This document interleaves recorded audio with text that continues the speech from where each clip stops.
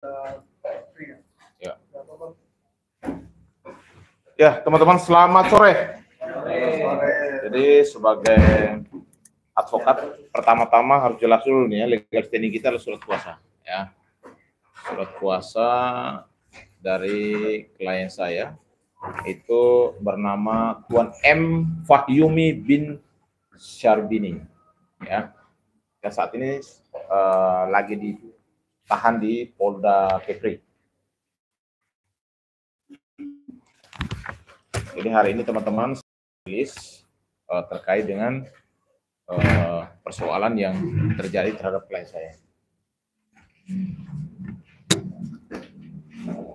Jadi yang pertama bahwa selaku kuasa hukum, Kapten KM Rizky Laut 4, Saudara MF, atau di sini bernama lengkap adalah M. Fahyumi bin Syarbini, ya. Klarifikasi terkait proses penangkapan, proses penyitaan, barang bukti, penetapan tersangka, dan penahanan yang dilakukan oleh tim Subdit 4 Tipiter Dim Krimsus Polda Kepri pada tanggal 29/2025. Saya temukan banyak kejanggalan prosedural yang berpotensi mencederai hak-hak klien saya yang bertentangan dengan hukum positif yang berlaku. Kronologi, ya, saya harus sampaikan kronologi yang sebenarnya. Pertama-tama, hari Kamis tanggal 29/2025 itu adalah hari libur nasional. 00.30 jam 12.30 atau 00.30 WIB tanggal 29, KM Rizky Laut 4 berangkat dari Tanjung Uncang menuju perairan Kabil. Jam 1 dini hari 01.00 WIB setelah selesai kegiatan, kapal kembali menuju Tanjung Uncang. Di perairan Tanjung Uncang, kapal dalam kondisi berjalan normal, tanpa adanya pelanggaran, tanpa adanya ceceran minyak, tanpa adanya kerusakan, tanpa korban jiwa. Tapi tiba-tiba di jam itu, jam 1-an, didekati satu unit speedboat sipil bermesin 200 PK berisi 5 pria bersenjata laras panjang. Menunjukkan surat perintah penangkapan atau surat tugas, mereka memanjat kapal dan menodongkan senjata kepada kru dan kapten seraya berteriak agar tidak bergerak. Dan HP awak kapal disita tanpa berita acara penyitaan. Dan kemudian kemudi kapal udah pasti, ya. Di sini menurut kapten kapal yang saya sudah ketemu menyatakan bahwa diambil paksa. Dan jalurnya akhirnya karena waktu situasi air surut jam 3 pagi kapal akhirnya melalui jalur dangkal sehingga kandas di pasir, tidak terjadi kecelakaan, kerusakan, tumpahan minyak atau korban jiwa.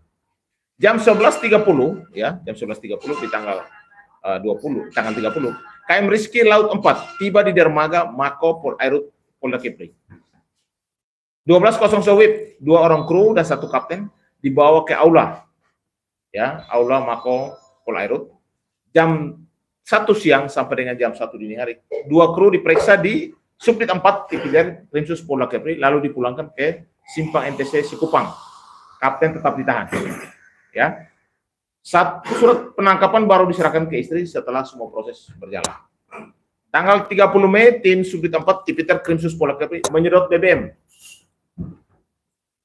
di kapal sebanyak 11.120 liter, menggunakan 2 lori tangki, berita acara penyitaan tanpa dihadiri kapten dan tanpa menitipkan barang bukti ke Rub Basan, hanya disaksikan oleh 3 kru. BBM tersebut kemudian diketahui dititipkan ke gudang PT Rizky Barokah Madani atas permintaan tim Subdit 4. Tanggal 31 Mei, SPDP baru dikirim ke kejaksaan. Ya.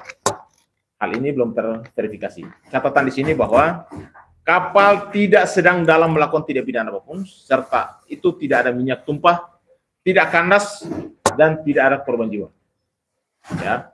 Seluruh HP awak kapal waktu itu disita secara sepihak tanpa berita acara penyitaan. Ya. Kemudian kapal diambil alih paksa oleh tim tersebut, lalu kapal diarahkan sesuai instruksi mereka. Saat itu kapal diarahkan lewat jalur dangkal hingga menabrak pasir dan kandas di jam 3 pagi akibat air surut.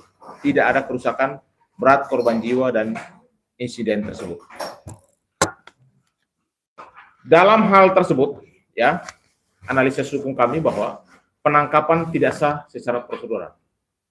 Pasal 18 ayat 1 mewajibkan petugas memperlihatkan surat perintah penangkapan kepada tersangka. Penangkapan dilakukan kecuali tertangkap tangan. Dalam kasus ini tidak ada surat perintah di lokasi, tidak dalam keadaan tertangkap tangan, karena kapal berjalan normal tanpa tumpahan minyak, korban dan pelanggaran hukum yang kasat mata. Jurisprudensi putusan Prapit nomor 32 Pit Prap garing 2013 PN Jakarta Selatan. Penangkapan tanpa surat perintah yang ditunjukkan di lokasi tanpa status tangkap tangan adalah tidak sah dan batal demi hukum. Penyitaan barang bukti HP BBM tanpa prosedural. Pasal 38 JO pasal 39 KUHP. Penyitaan wajib dengan surat perintah penyitaan, berita acara penyitaan yang ditandatangani petugas, tersangka dan 2 orang saksi. Fakta. HP waktu itu disita tanpa berita acara. BBM 11.120 liter disedot pada tanggal 30 Mei tanpa berita acara, tanpa kehadiran dari para kapten kapal dan tanpa penitipan resmi. Jurisprudensi putusan Prapit nomor 69 garing Pit garing Prap garing 2015 PN Jakarta Selatan. Penyitaan tanpa berita acara dan tanpa saksi adalah tidak sah. Barang bukti dinyatakan tidak sah menurut hukum.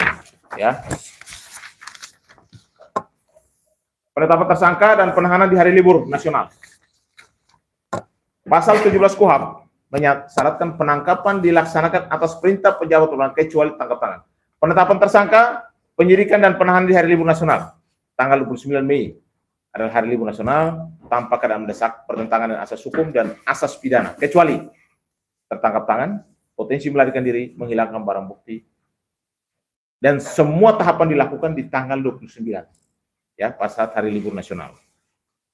Saya jelaskan ya, ini adalah proses yang sangat cepat ya, yang dilakukan oleh tim Tipiter Subdit 4 Polda Kepri. Di tanggal 29 Mei itu penangkapan tanpa surat perintah di laut jam 1.00. 29 Mei juga penyitaan HP awak kapal tanpa berita acara. 29 Mei juga pengambilan alih kemudi kapal oleh petugas. 29 Mei pemeriksaan awal di Polda di Mako Polairut. 29 Mei pemeriksaan dan BAP 2 kru di Subdit 4 Tipiter. 29 Mei penetapan Kapten KM Rizky Laut 4 sebagai tersangka. 29 Mei penertiban surat perintah penahanan. 30 Mei penyedotan minyak di kapal sebanyak 11.120 liter ke lori tangki tanpa berita acara penyitaan. 30 Mei minyak dititipkan ke PT Rizky Baroka Madani tanpa surat penetapan resmi. 31 Mei pengiriman SPDP kejaksaan ya, harusnya diwajibkan 7 hari kerja, tapi masih dalam konfirmasi. Ya, putusan MA nomor 32 Pit Prap tahun 2013 PN Jakarta Selatan, penetapan tersangka dan penahanan di hari libur nasional tanpa keadaan mendesak adalah tidak sah dan cacat prosedural. Yang di sini adalah tidak ada delik material dan saat penangkapan, delik pidana, perbuatan pidana, actus reus, niat jahat mens rea. Dalam kronologi kapal berjalan normal, tidak ada tumpahan minyak, tidak ada korban, tidak ada kerusakan lingkungan. Maka tidak terdapat actus reus yang nyata di lokasi saat penangkapan. Putusan MA nomor 94 PK garing Pit 2015, jika perbuatan pidana belum terjadi atau tidak dapat dibuktikan saat penangkapan, maka penetapan tersangka tidak sah secara hukum. Analisa tambahan fakta BAP dan pelanggaran hak tersangka. Ya, di sini ada beberapa contoh kasus. Yang pertama, ketidaksesuaian antara BAP dan fakta pemeriksaan. Itu nanti kami akan sampaikan ya dalam proses berikutnya. 2, konsekuensi hukum dan pemeriksaan tanpa pendampingan penasihat hukum. Dan ini konfirmasi bahwa klien saya pada saat pertemuan tadi pagi sama saya di tahanan bahwa dia tidak didampingi oleh penasihat hukum pada saat pemeriksaan. Tetapi di dalam BAP dinyatakan ada pendampingan ya. Nah, ini masih nanti saya klarifikasi dulu. Bahwa putusan MK nomor 16 PUU Strep angka nomor 2010 menegaskan bahwa setiap tersangka berhak mendapatkan bantuan hukum sejak dini, termasuk dalam tahap penyidikan, dan bila tidak diberikan maka alat bukti yang diperoleh menjadi tidak sah. Akibat hukumnya jelas ya. Dan yang berikut yang saya mau perlu sampaikan bahwa saya sudah melakukan investigasi dan juga penyelidikan di wilayah TKP bahwa kami menduga keras ada keterlibatan, ya, ada oknum pejabat di dalam jaringan mafia minyak di wilayah Kepri. Dan hal ini akan saya buka pada waktunya, ya. Dan ini sangat tegas karena kami sangat menyesalkan, ya. Sebenarnya kalau saya lihat kami itu, kita harus hormati itu. Tetapi kalau soal ditahan, kita harus melihat bahwa apakah ini kan masalah kasus ekonomi, perlu ditahan atau tidak. Dan pasal disangkakan itu sesuai dengan perbuatan dia atau tidak. Supaya jangan sampai, ya, ini menjadi bumerang sendiri. Yang berikut kesimpulan, ya, kesimpulan di sini saya mau sampaikan. Yang pertama, proses penangkapan, penetapan tersangka dan penahanan terhadap Kapten KM Rizky 4 Saudara MF dilakukan sebagaimana dijamin oleh Undang-Undang Nomor 8 Tahun 1991, ya, Undang-Undang 39 Tahun 99, Undang-Undang HAM dan Putusan Mahkamah Konstitusi Nomor 16, PUU Angka 8 Tahun 2010. 2. Pemeriksaan terhadap tersangka dilakukan tanpa penampingan. Ada informasi yang saya dapat langsung dari klien saya. 3 kali saya bertanya apakah saudara didampingi, dia bilang tidak. Nanti kita akan klarifikasi dengan pihak kepolisian. Karena di BAP ternyata ada pendampingan. Ya, kalau misalnya pendampingan ternyata tidak ada, berarti cacat hukum dan tidak syarat formilnya tidak terpenuhi sebagai alat bukti yang sah. Ini mencederai hak konstitusional tersangka dan bantuan hukum, menciptakan ruang terjadinya tekanan atau intimidasi dalam BAP. 3. Penyitaan HP. Ya, harusnya dalam penyitaan itu harus ada berita acara penyitaan. Itu jelas diatur dalam pasal 38, 39 dan 44 KUHP dan ada jurisprudensinya. Fakta BBM dititipkan juga, harusnya ada yang namanya berita acara dan harus disaksikan oleh kapten kapal. Seluruh tindakan penyitaan, pengalihan kemudi kapal hingga penahanan dilakukan pada hari libur nasional tanpa dasar keadaan yang mendesak. Hal ini melanggar prinsip proporsionalitas, legalitas dan akuntabilitas dalam pelaksanaan wewenang aparat penegak hukum. Dan yang saya di sini tetap tegaskan bahwa ada dugaan kuat ada pejabat di dalam jaringan mafia minyak di Kepulauan Riau, dan ini harus tetap dilakukan penyelidikan, ya, penyidikan. Yang berikut dari sudut pandang kami, ya, bahwa hukum pidana material peristiwa yang terjadi dikualifikasi sebagai delik sempurna. Tidak ditemukan kerugian nyata, ada korban dan lokasi. Yang nyata, yang fisik nyatanya tidak ada. Yang berikut belum terbukti adanya mens rea, ya, dari klien kami. Unsur pasal 323 Undang-Undang Pelayaran dan pasal 53 Undang-Undang Migas belum terbukti secara kumulatif maupun alternatif, ya. Dengan demikian kami menilai bahwa seluruh rangkaian tindakan hukum terhadap klien kami akan batal demi hukum, tidak sah dan mencimrikkan penyelewengan wewenang demi tegak keadilan perlindungan hak asasi warga negara. Dalam waktu dekat, kami akan segera mengajukan permohonan prapit untuk membatalkan status tersangka, ya, status tersangka dan penahanan dan penyitaan terhadap klien kami yang kami anggap cacat prosedural.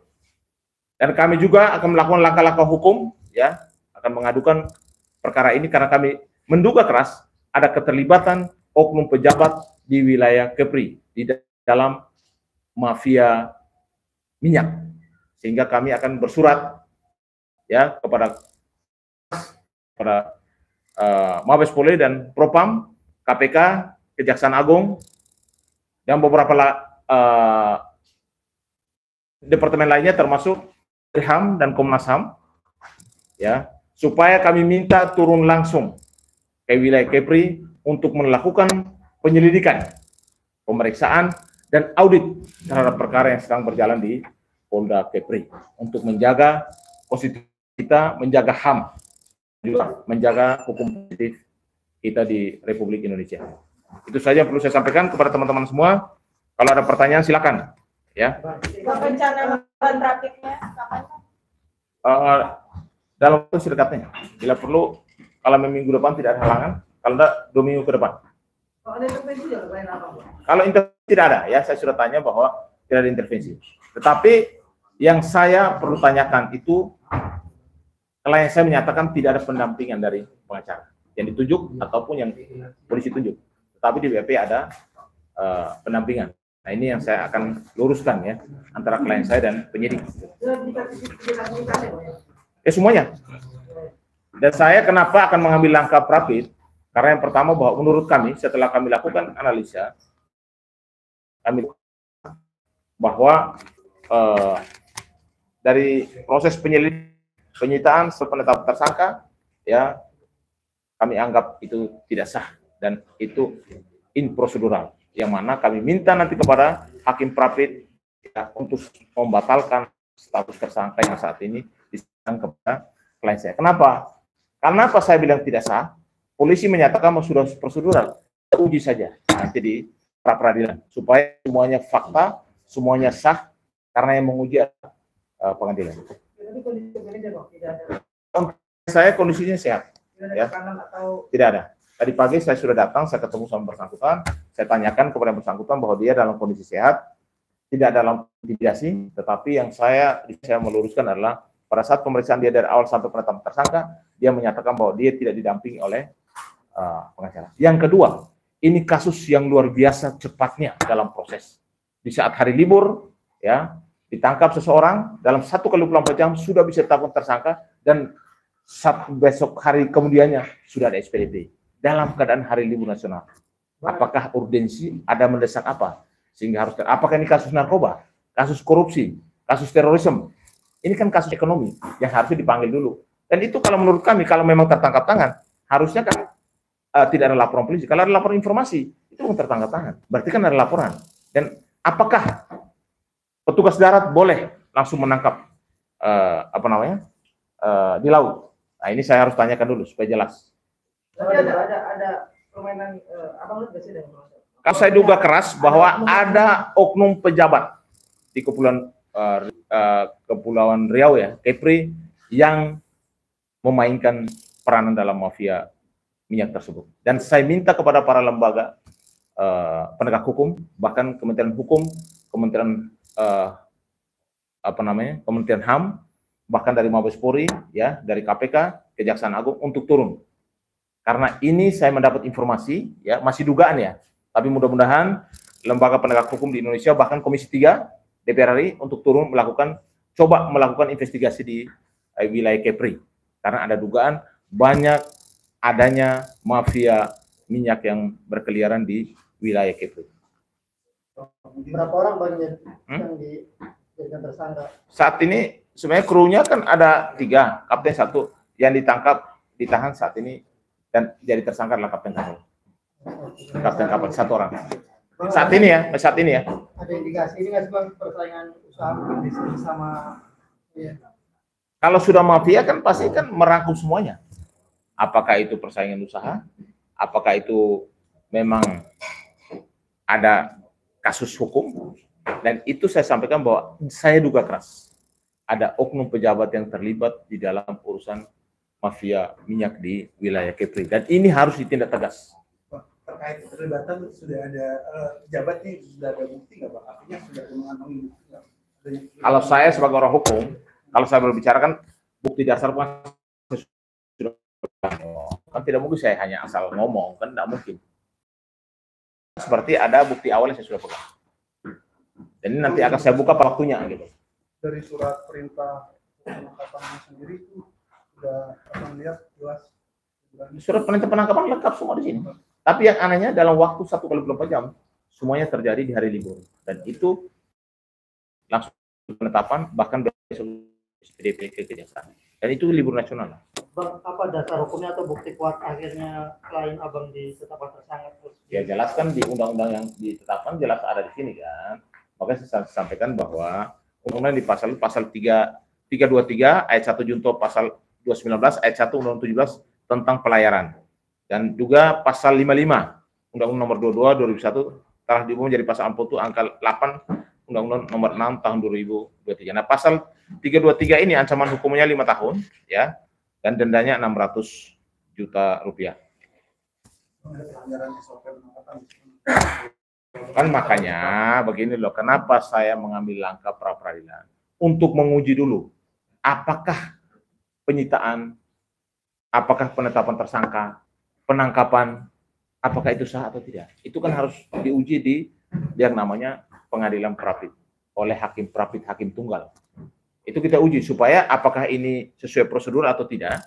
Karena kan kalau pihak kepolisian udah pasti kan dia melakukan tindakan itu kan udah pasti tidak keluar dari koridor hukum, undang-undang kepolisian, udah pasti KUHP, KUHP, undang-undang apa namanya pelayaran dan lain sebagainya. Tetapi kami sebagai penasihat hukum, sebagai pembela klien kami akan minta kepada hakim Prapit untuk juga ke depan setelah kami daftarkan untuk membebaskan klien kami. Karena kami anggap dari penyitaan, dari penetapan tersangka, bahkan dari penangkapan saat ini kami anggap itu adalah improsedural atau tidak sah secara prosedural hukum.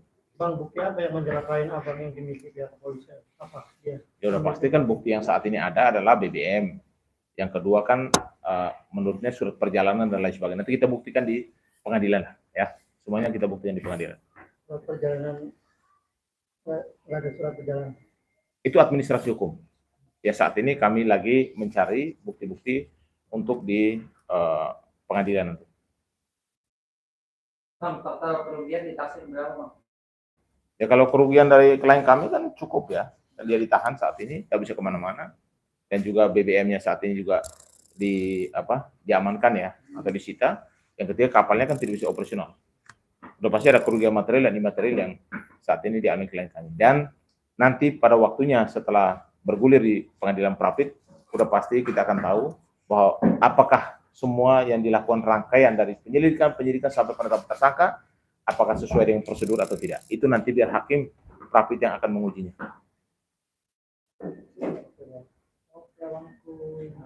Terima kasih ya. Thank you, Bang.